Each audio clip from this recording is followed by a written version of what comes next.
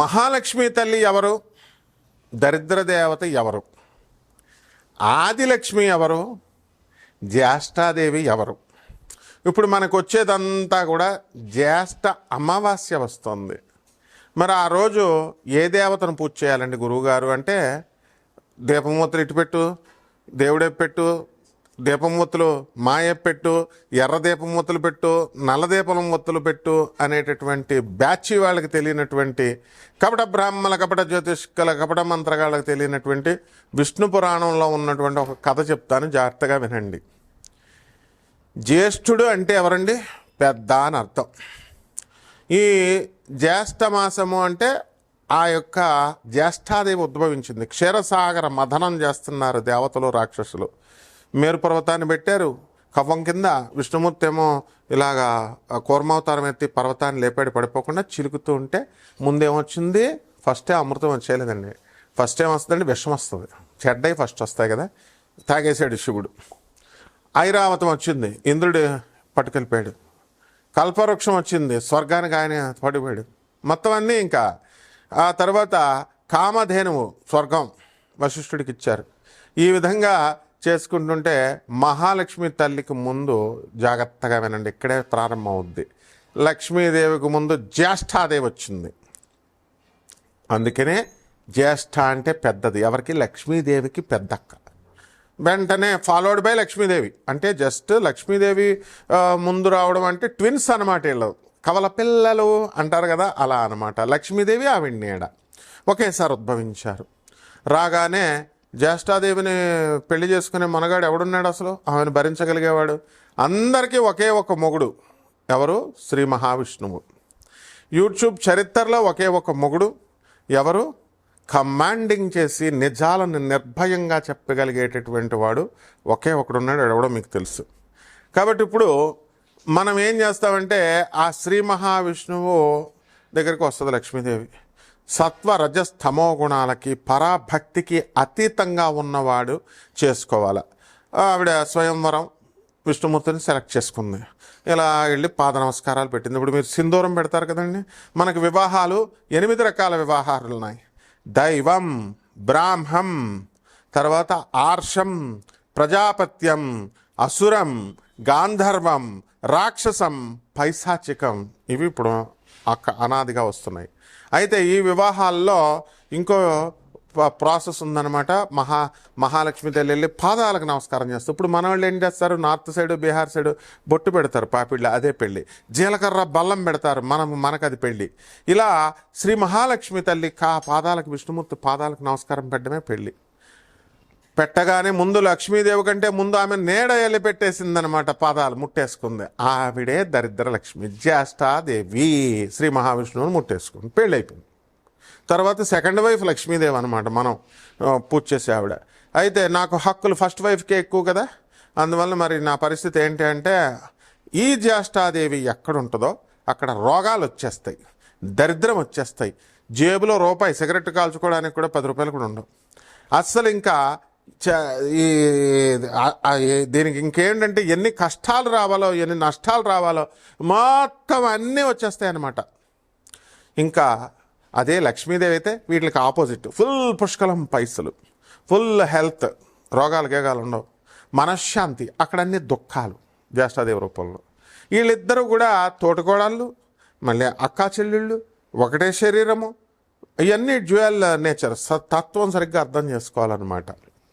అయితే ఈ జ్యేష్ఠాదేవినే మనము శనీశ్వరుడు భార్య అంటాము, మందాదేవి అంటాము, ధూమావతీదేవి అంటాము. మరి ఈ లక్ష్మీదేవిని ఆదిలక్ష్మి, అష్టలక్ష్మి, గజలక్ష్మి, సంతానలక్ష్మి, ఇలా లక్ష్ములు అంటాం కదా మనం, మహాలక్ష్మి అని.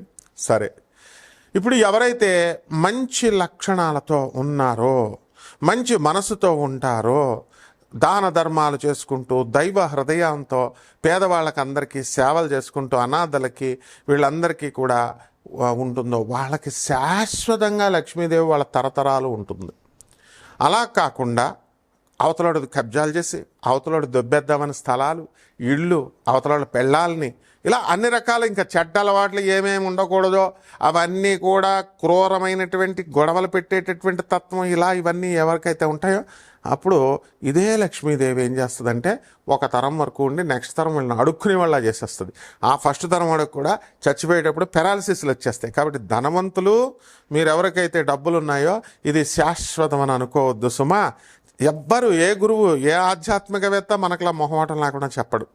అంతే, గోపీలు వాళ్ళంతా, ఆధ్యాత్మికవేత్తలు గోపీలు, గురువుగారులు గోపీలు, గోడ మీద పిల్లులు అనమాట.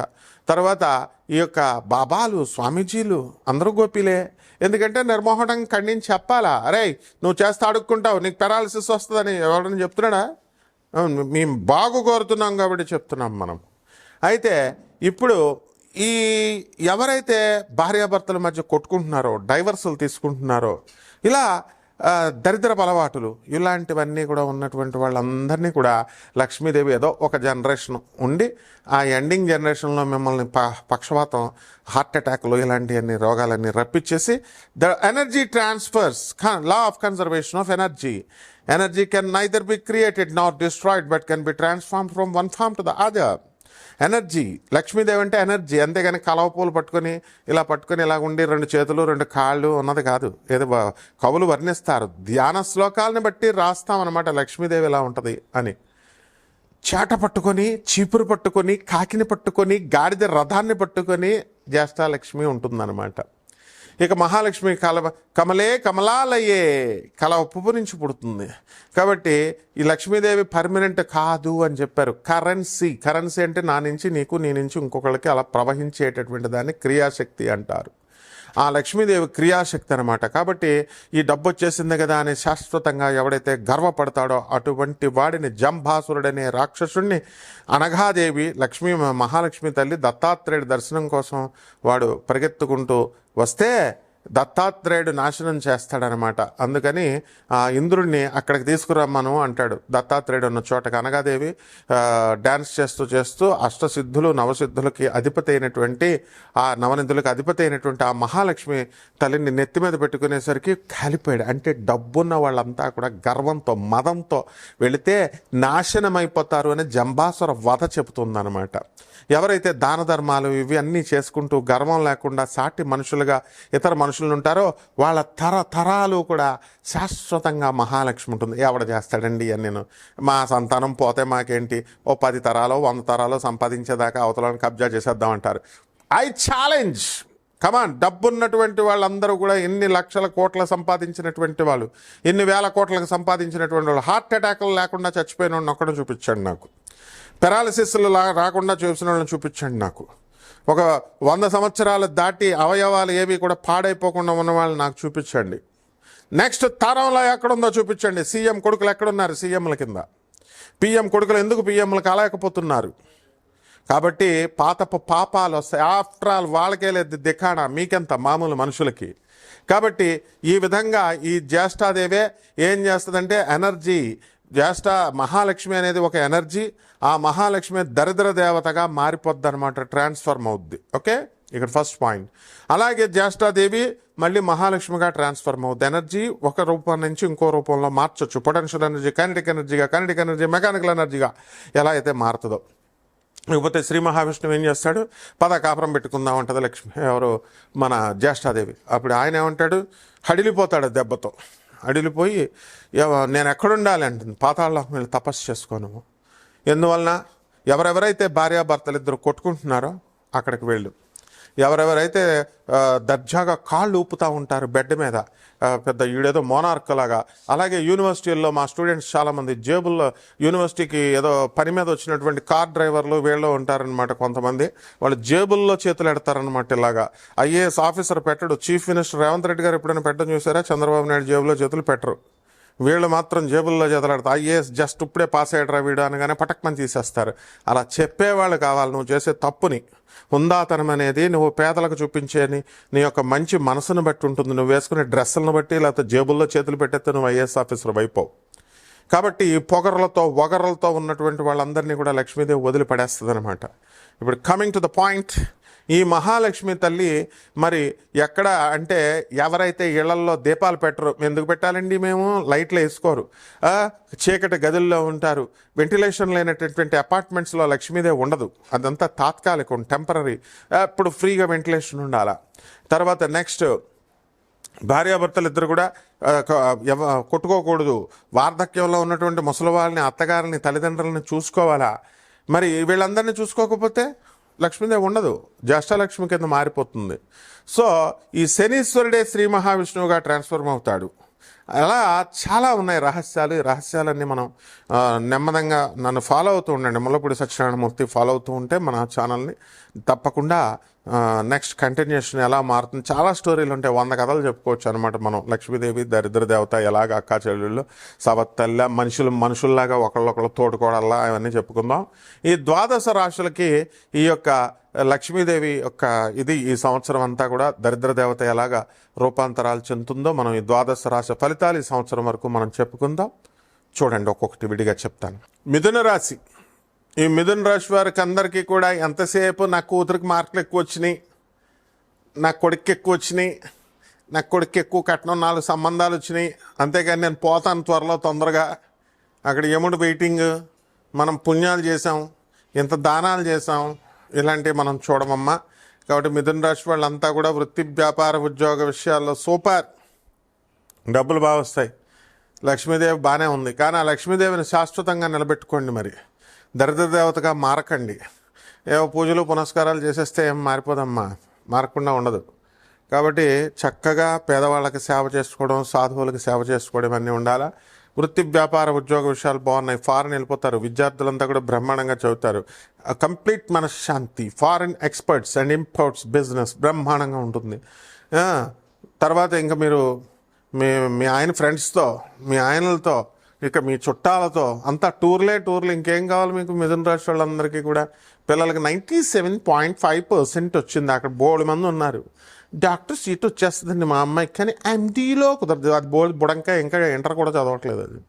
కాబట్టి ఇలాంటి అతి తెలివితేటలు, over thinking and over analytical nature పక్కన పెట్టండి మిథున రాశి వాళ్ళు. పెట్టకపోతే you will eat the brains of the others and you will spoil yourself. గురువు మెచ్చుకోవాలి మీకు. ఎస్ శబాస్, you will win the race అని మేము ప్రోత్సహించాలి మిమ్మల్ని. అంతేగాని మీరెవరు మీ పిల్లలకి చెప్పడానికి? 99.99% వచ్చిన వేల మంది పిల్లలు ఉన్నారు. మీ ఆయన బంధువులు, మీ ఆయన చుట్టాలు, వీళ్ళందరూ కూడా, మీ ఆయన ఫ్రెండ్స్ వీళ్ళంతా కూడా మిమ్మల్ని మెప్పుకోల కోసం బిర్యానీ పెడతారని చెప్పి పొగుడతారనమాట. But the teacher our spares, you understand. ఈ మిథున రాశి వాళ్ళకి చక్కగా ఏం కావాలి మీకు? ఇల్లులు కొన్నారుగా, ఇంకెన్ని కొంటారు? తర్వాత అద్దెకున్నాళ్ళండి మేము అని అంటే అద్దె ఓనర్ తోలేయట్లేదు, సంతోషించండి. కొత్త ఇళ్లలోకి, మిద్దెళ్లలోకి త్వరలో వెళ్తారు. తర్వాత మొన్నటిదాకా పోలీస్ స్టేషన్లు, కోర్టుల చుట్టూ తిరిగిన వాళ్ళు కొంతమంది ఉన్నారు. అటువంటి వాళ్ళందరూ కూడా కాస్త పరిస్థితి బ్రహ్మాండంగా మారుతూ ఉంటుంది. పక్కన వాళ్ళకి అంటించారు, మీ వల్ల మిగతా వాళ్ళు కర్కాటక రాశి వాళ్ళు జైలుకి పోతున్నారు. ఇప్పుడు సెక్యూరిటీలు మీకు పెట్టిన పాపానికి పుణ్యానికి వాళ్ళంతా కూడా పాపం వాళ్ళు కట్టుకోవాల్సి వస్తుంది మీరు ఎగ్గొడితే. సో ఇలాంటివన్నీ కూడా ఉంటాయి. వ్యాపారాలు, కోల్డ్ స్టోరేజ్లు, అగ్రికల్చరల్ ప్రొడక్ట్స్, ఫెర్టిలైజర్స్, ఇలాంటివన్నీ కూడా బ్రహ్మాండంగా ఉంటాయి. అండ్ పెళ్ళిళ్ళు, 60 సంవత్సరాలు వచ్చి మీ అబ్బాయి, ఇప్పుడు ఫర్ ఎగ్జాంపుల్ మీ అబ్బాయి కూడా పెళ్ళిడికి వచ్చేసాడు.